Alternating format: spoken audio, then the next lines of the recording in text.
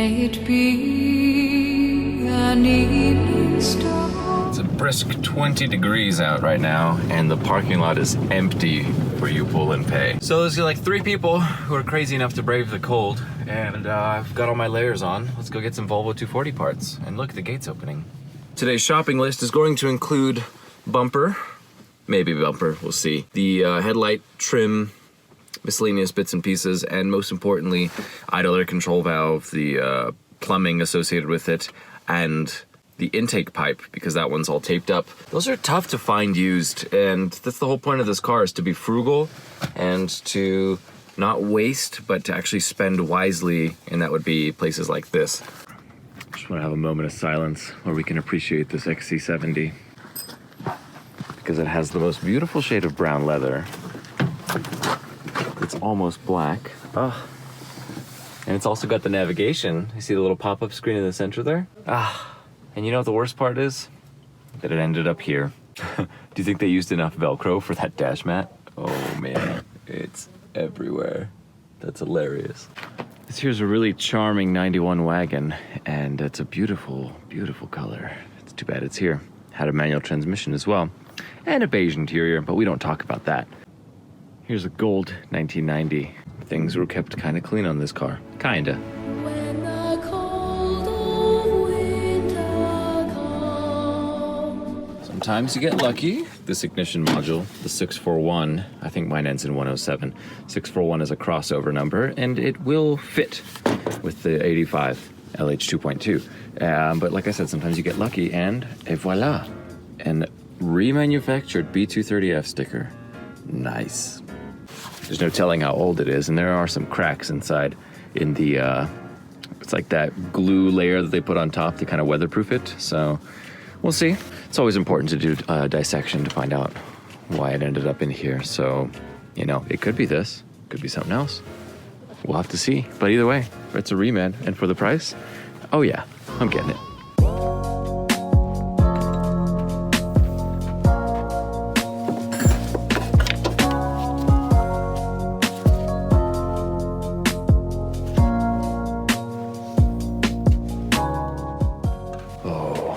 Such a clean interior. 137, and the nicest steering wheel you've ever seen. This is an 89, so it's the last year without airbag. Here's an 84 sedan, but it's a turbo, which is sad to see. But I'm not surprised in the least, because those K-Jets are just tough to get running right, you know? Really clean car though, look at that. Nice feeling steering wheel. Look how clean the body is. Wow. I'm sad to see it. Would that somebody would put a V8 in here and just keep her going. And then across the way, we've got a 262. I believe this is a 1981. Look at that old bumper. Call it the whale tail. Skinny trim on the sides. Oh, it's a 78. 78 was the last year where the taillights were only in the rear. They didn't wrap around in the body like they did on the 84. I mean, they cup around the body, but the body itself goes like that. It doesn't have the indentation for the taillights all the way out. So my very first Volvo was the 78 242. So I get a little nostalgic when I see other 78s or anything older, really. Looks like somebody was trying to get this thing running for quite some time. There's a fuel pump inside. Actually, it's a brand new sender. I wanted to know how these shocks looked in the inside. It's just a couple of springs.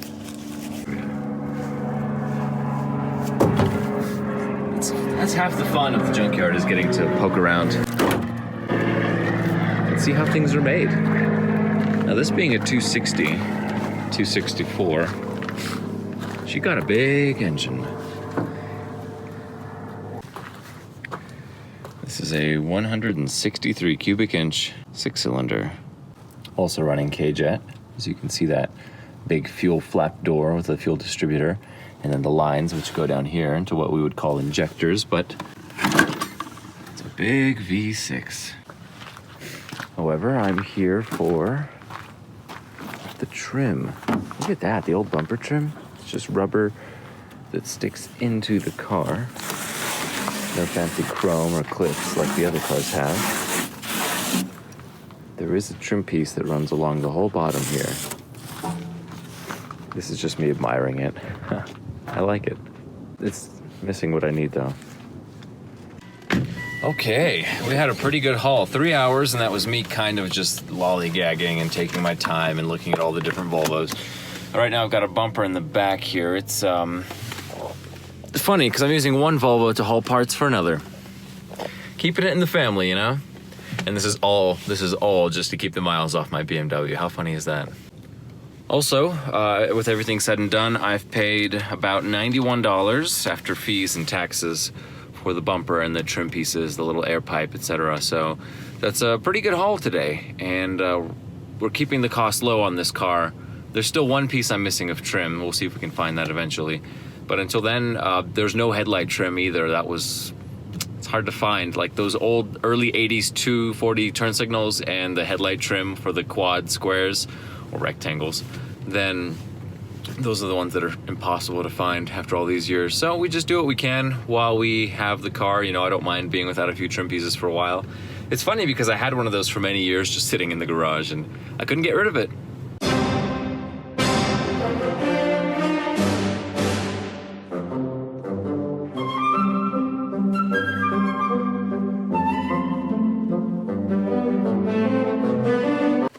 Here's the old boot, and look at all that tape on there.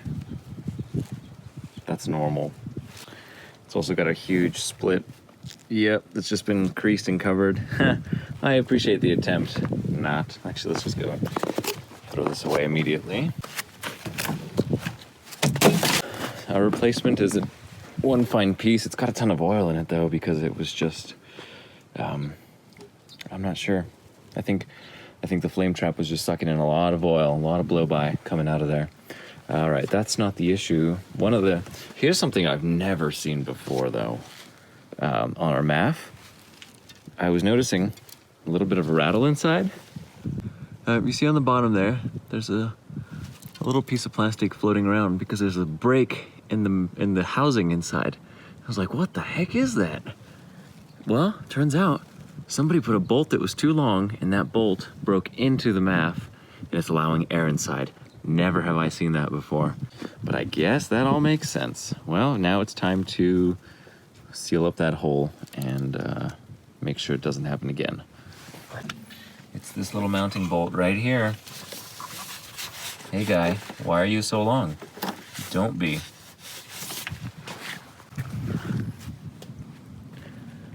Our used OE battery cables are installed.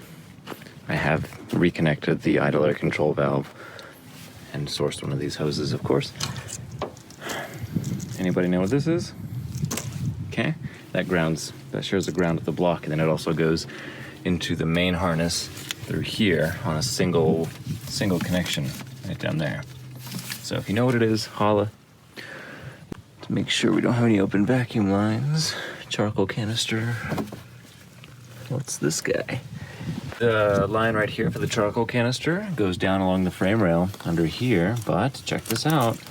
She breathing fresh air. Gonna plug that up. I'll just cap it off here and we'll see what we can do to prevent that from being another leak, and that should do it. Something else that's kind of worth mentioning is that it's full on oil. I mean, we are kind of slanted downhill, but it shows that it's exactly on level, which could be, about a half a quart low. Anyway, my point being, if this car was abandoned or used in some weird shenanigans, nobody would go through the effort of topping off the oil before going and getting into trouble. So, I'm not saying it's for sure, but chances are that she might not drink too much. Here we go. Oh boy.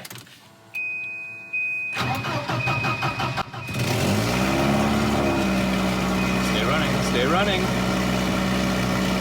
Yes.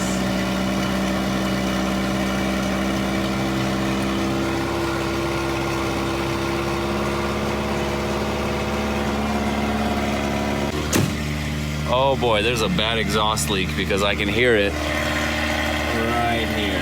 Like it's an open downpipe almost. Let's let her warm up and what else? I don't know what else. Yeah. I need a tachometer for sure. You can't find them at the junkyard because they're probably the first thing to go. Ooh, disappearing finger here. We're gonna let her idle. She's very cold, and then hopefully it'll warm up and then drop down to a reasonable idle. If it's not going to do that, it could have a leak somewhere. Right now it's gonna be very loud, so I'm gonna jump to the other side, and I'm going to, it sounds like it went down about 20. Hey, another 20? Okay, so I think she's warming up. I'm gonna go out there and take a look at the exhaust leak we have.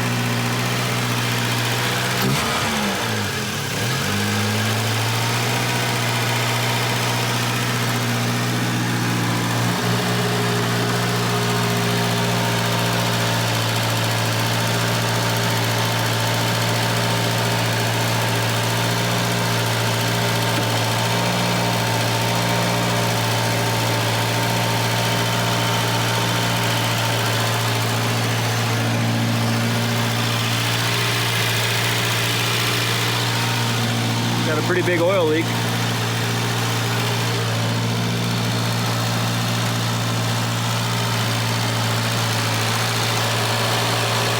it's coming from the top cam gear. Valve cover's okay.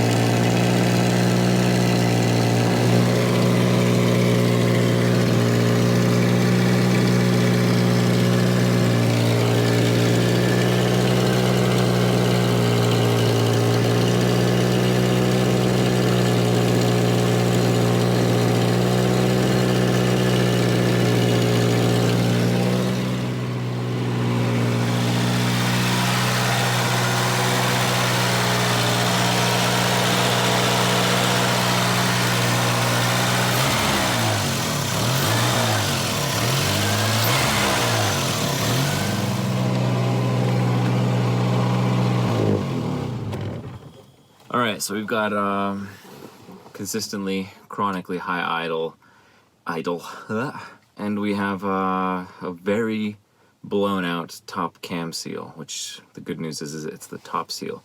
It's easy to change. The bad news is the timing belt might be wet. If the timing belt's wet at all, gotta swap her out. Not bad. A little bit of work today, and then we'll keep going. The snow is starting to melt, so tomorrow there should be less snow. Now I gotta go to rehearsal. I don't normally wear a mustache. I'm doing this because I'm gonna play. Bye-bye. You don't have to remove it at all. That's great. Now your timing is set all the way around, and now all you do is pull your belt. You're gonna have to make sure you have tension all right in here.